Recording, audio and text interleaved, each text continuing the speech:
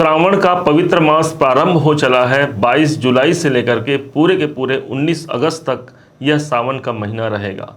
इस समय पर मिथुन राशि के जीवन को कैसे भगवान भोले बाबा प्रभावित करेंगे, उनके जीवन को कैसे प्रकाशित करेंगे, आज इस बात की जानकारी इस वीडियो के माध्यम से आप तक पहुंचने वाली है। ध्यान दीजिएगा, एक ऐसे समय पर हम चल रहे हैं जहां पर श्रावण मास का प्रारंभ हो चला है। इस समय पर कुछ ऐसे ग्रह स्थिति हैं, यदि अभी तक उसका हमको लाभ नहीं मिला है तो समझिए ये श्रावण मास उसका एक आधार स्तंभ हो सकता है। भगवान भोलेनाथ चराचर ब्रह्मांड पर उनका आधिपत्य है। देव दानव मानव सब पर ही भगवान शिव शंकर जी अनुग्रह करते हैं और इसी कारण से देवताओं के जीवन में भी कोई कष्ट आता है तो भगवान भोलेनाथ की शरण पे जाते हैं और उसी प्रकार से दानव भी और साथ ही साथ हम मानव भी।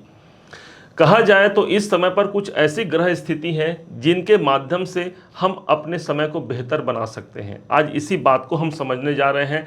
प्रत्येक स्थान के साथ साथ प्रत्येक उपाय को समझिएगा जो आपके लिए बहुत शुभ परिणाम लेकर के प्रदर्शित होगा। सबसे पहले समझते हैं केतु को, जो मिथुन राशि के ठीक चतुर्थ भाव पर यह केतु देव विद्यमान है। इस केतु का साथ एक अच्छा संबंध बैठता है भगवान शिव शंकर जी से।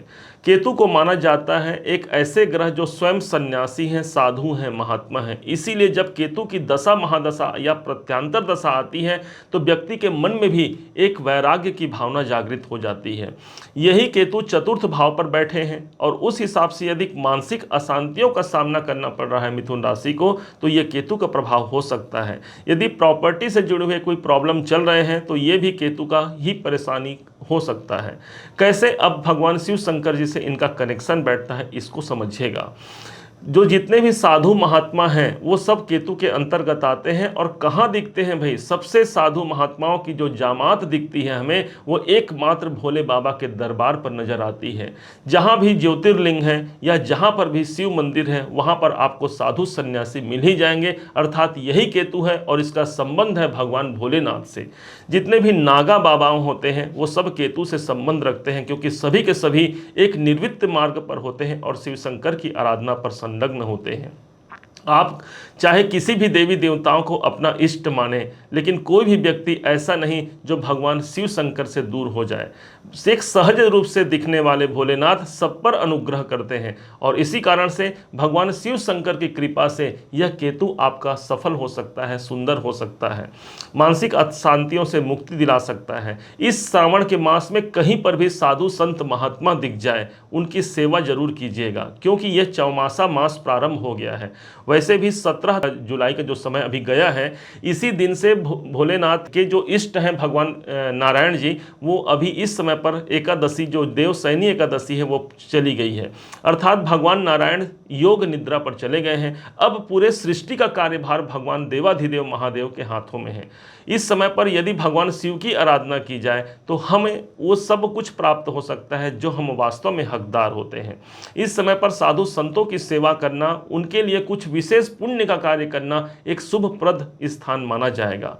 चूंकि केतु का संबंध चतुर्थ भाव पर है तो इस समय पर यदि सपरिवार मिलकर के, क्योंकि यह परिवार का भाव है, यदि सपरिवार मिलकर के शिव आराधना करते हैं, भगवान शिव शंकर जी पर अभिषेक करते हैं, दूध से, जल से अथवा किसी अन्य सामग्री से, मधुरस से भी किया जाता है। भगवान शिव शंकर जी के अनेक अभिषेक होते हैं। यदि सपरिवार बैठ करके आपने अभिषेक कर दिया भोलेनाथ का, किसी ब्राह्मण को भी बुला करके दिया अभिषेक करा लिया, तो निश्चय मानिए जीवन में कोई भी परेशानियां चल रही है उसका अंत एकमात्र महादेव के अलावा किसी के पास मौजूद नहीं है। अब यदि ठीक यहां से भाग्य के स्थान पर शनिदेव चल रहे हैं, देखा जाए तो शनिदेव अभी एक ऐसे कंडीशन पर हैं जहां पर लगभग 24 से 25 डिग्री पर शनिदेव चल रहे हैं। ये एक ऐसा समय होगा कि शनिदेव अब वृद्ध अवस्था में आ गए हैं।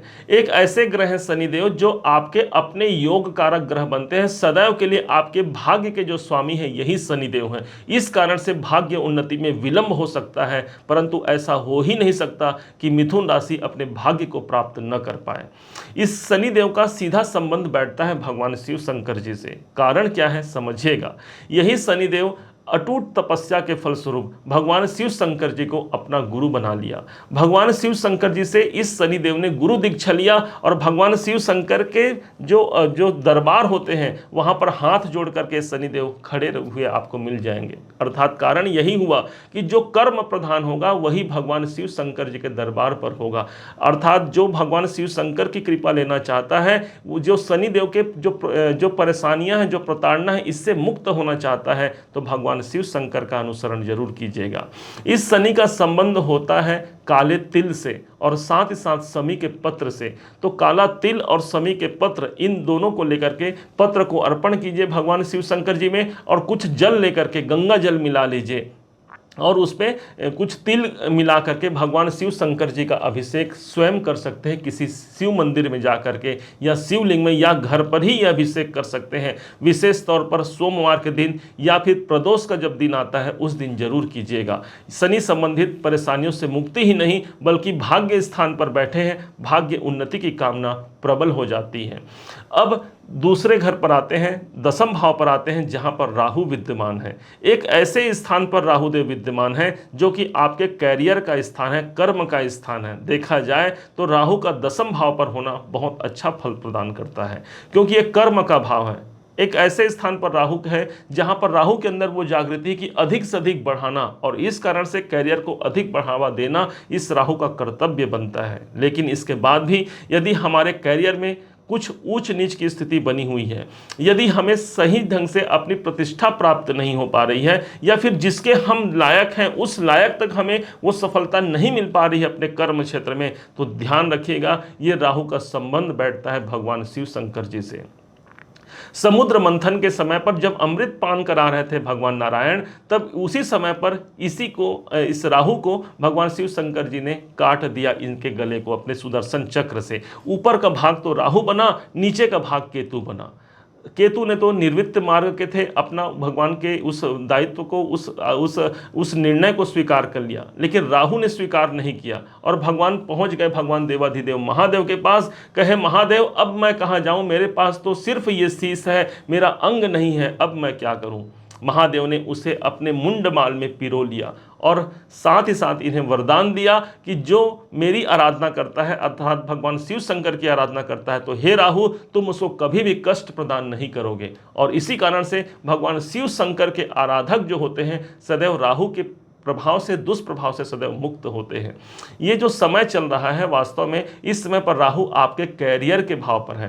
राहु को मुंडमाल बना करके भगवान शंकर जी ने रखा है। एक माला जरूर खरीदिएगा या अपने हाथों से बुनिएगा और उस माले को अर्पण कीजिएगा भगवान शिव शंकर जी पर। चलत कुंडलम भ्रूस नेत्रम विशालम प्रसन्नाननम नीलकंठम दयालम।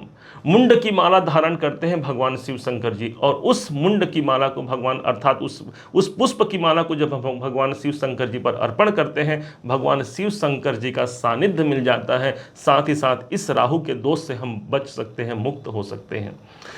इस प्रकार पूरे 9 ग्रहों का साम्राज्य देखा जाता है भगवान शिव शंकर जी के अंदर। जो सूर्य हैं साक्षात, यदि सूर्य से पीड़ा से हम परेशान हैं तो भगवान सूर्य के अष्ट मूर्तियों में, शिव शंकर के अष्ट मूर्तियों में ही ये सूर्य भगवान समाहित आपको मिल जाएंगे।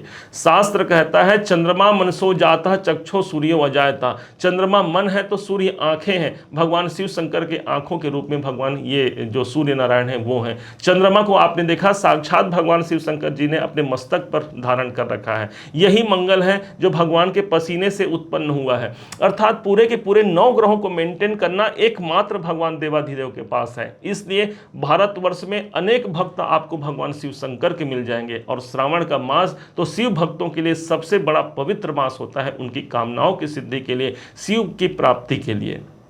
कुंडली में भी यदि कोई काल सर्प योग बन जाए, पितृ दोष बन जाए या फिर शापित योग बन जाए, चंद्र ग्रहण योग बन जाए तो उस समय पर जो ज्योतिषी होते हैं, जो पंडित होते हैं, वो आपको कहते हैं कि भाई महामृत्युंजय का जाप करा लीजिए। कारण यही है कि ये भगवान शिव शंकर जी अकेले ही पूरे 9 ग्रहों को मेंटेन कर सकते हैं, इनकी कृपा आपको दिला सकते हैं। साथ ही साथ कैसा भी दोष यदि कुंडली पर हो उस दोष को दूर कराने में एकमात्र महादेव एक सहाय हमारे देवता बनते हैं। इस सावन के मास में आप त्रयोदशी का व्रत करना मत भूलिएगा।